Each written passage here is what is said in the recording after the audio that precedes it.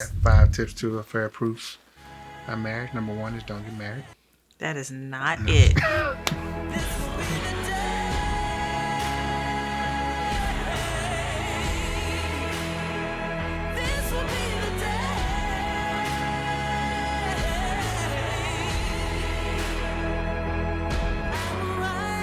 Welcome back.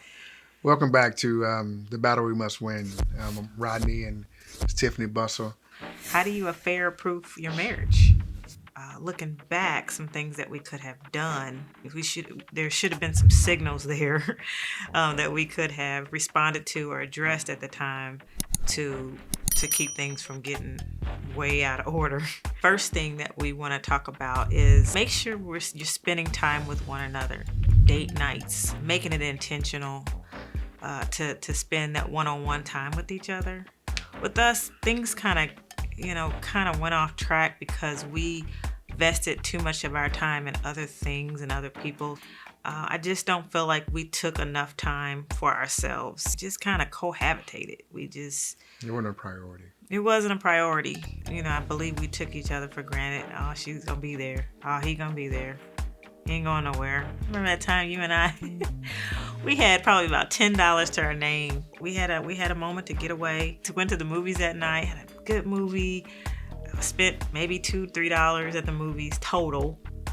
And then we had a coupon, I believe, and we went somewhere and shared it might have been Qdoba. I don't even know, but it was such a great night. I think we even had a dessert. I think, just going to Costco or Sam's Club together, spotting things that we like to have together, just getting out. No kids. It's just us. We're talking, we're laughing, we're listening to music.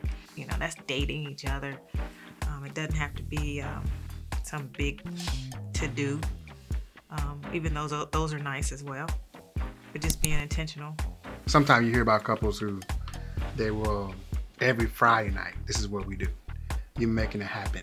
Right. So there's no excuses. This is what we're gonna do. This is our time, and make it untouchable.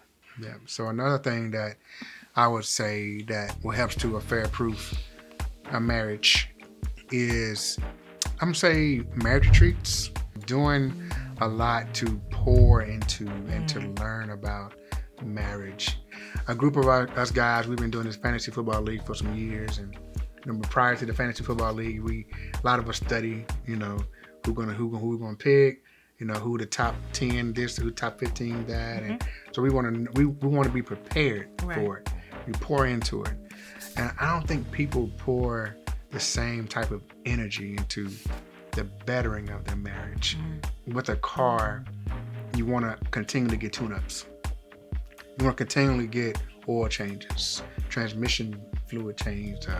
You want to do the things that's internal with the car, not just washing it on the outside, put on the rims and armor on the tires. Right. You want to do the things that's gonna let it drive and keep it, keep it moving. If you want to have a good, successful marriage, take it in for a tune-up every once in a while. Preventive care.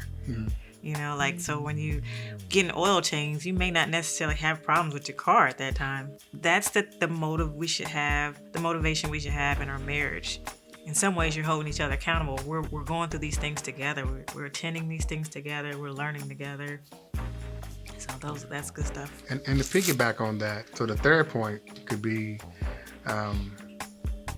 getting with other Christian couples. We've had the marriage retreats where you have those 3-4 hours of free time. Right. And so we're not just spending it together. We would go out with other couples. We maybe walk a trail in the park or get in the car with another couple and just ride and just talk and maybe refer back to what the preacher just talked about or the pastor, or just catch up, or maybe get to know. Get to know. I find every time we could get into those type of circles, people tend to be a lot more transparent when you're in those type of environments. Right. So it's a good time to be transparent with one another, because a lot of times when you're just on everyday living, it's hard to really open up, especially if you think that your marriage is going through something that nobody else is going through. Can't nobody else be going through anything like me this. and you. Not like this. No, it ain't like ours. And then you find out, we're not the only ones going through this. Other people are going, and they look happy. Look at them. They look like they got it together. Continue having game nights with couples and Have no tough conversation. Going out to dinner with other couples, and you can do heat checks with each other. That's right. How y'all doing? What's going on with that? How's this going? So the fourth point would be praying together, doing devotion together. We can easily get out of the habit of doing those. Either get out of the habit, never get into the habit. Right. Be mindful. Just like as food, we know when we're not eating. We know when we're not drinking. We also need to know when we're not praying. Right. Right. So we need to know we're not praying together. Right. We're not spending intimate time with God as a couple. That's right. We're not doing that. That's right. We're not diving into books together, devotions together. Yeah. All right. So that takes us to our fifth tip to affair-proof your marriage, and that is called individual development. Taking some time for yourself to get to know who you are and how you can be a better you. Rodney and I reconciled several years ago. What I'm learning now is that I had to do some self-evaluating, a self-evaluation for my own self. I can't always be looking at my spouse to make sure he's on the up and up, or he's doing right, or he's, are you reading? Are you praying? Are you doing the right things? I needed to be making sure that I was doing those things. So many times, and I'm pretty sure many marriages today, they set these unrealistic expectations. And so I had to understand that I can't expect him to be someone that only one person can be for me, and that's God. I haven't got the question yet, but I'm pretty sure that people are out there are itching to ask me, well, are you afraid that it's going to happen again? Well, just keep in mind that just because we've experienced affair, and for whatever reasons that are deep down in our heart, only God knows our hearts, that doesn't mean that certain types of temptations are no longer there. That's why I always encourage people to continue to be watchful and pray, as the word says. Yeah, you might have we got him, we defeated him and we were restored. But I know the enemy, he's going to want to try to find another way to sneak in subtly and divide us again. We just have to understand that about each other and understand about ourselves. Bring a scripture to that. Okay. James 1:14 says, temptation comes from our own desires, which entice us and drag us away. I think about as a football player, when we were the game before, we would have a scout sheet of the team that we're about to play against. So we can now break down the plays of what the other team is about to do. Satan knows what my temptation is. Right. He knows what's going to tempt me because he scouted me. He knows what's going to get Tiffany, and it will not, probably not, be the same thing. Right. I know females, when they get into this situation that we were in about an affair, they will beat themselves up and feel like it was my fault. It was my fault. He did this because of me. Yeah.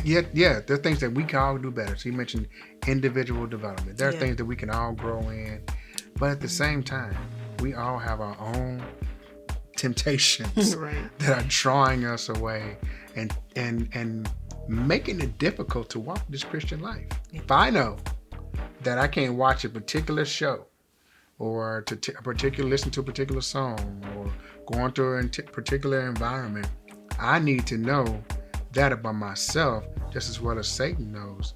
And I need to make sure that I don't fall victim to my own temptations, because that's when I sin. It's when I'm drawn away by my own desires. Number one was date nights. Right. Making those a true priority when it comes to your marriage. Do not let anything get in the way of that. Also, remember that marriage retreats and conferences. Try to get into at least one marriage retreat a year. Try to get involved in your marriage ministry at your church. The third one, just being in fellowship with other godly couples. There's nothing like just feeding off of each other, sharpening one another. So make sure your friends, your surroundings are godly couples. They're giving you godly advice. That's good. And the fourth one is making sure that you're praying together and doing devotions together, because those are intimate moments, not Right. just physical intimacy, but spiritual intimacy Right. with Christ and also with your spouse. Yeah. And the last one would be individual development, as we just talked about, Yes. and making sure that you are growing individually. Because if you're growing closer to God, I'm growing closer to God, we're going to grow closer together. That's right. Tough topic, because we know that's something that a lot of marriages deal with. We have given you 5 tips. If you got a suggestion, please put that in the suggestion box. Put that in the comment section below. Mm-hmm. Let us know your thoughts. Yeah. We could have missed something. We're not marriage authorities. Right.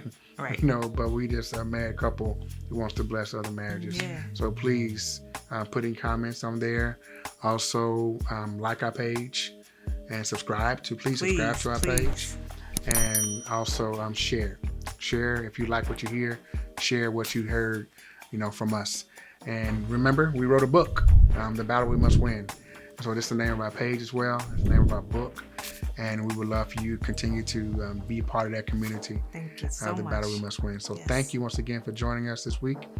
And we look forward to seeing you again next time. And don't forget, the battle continues.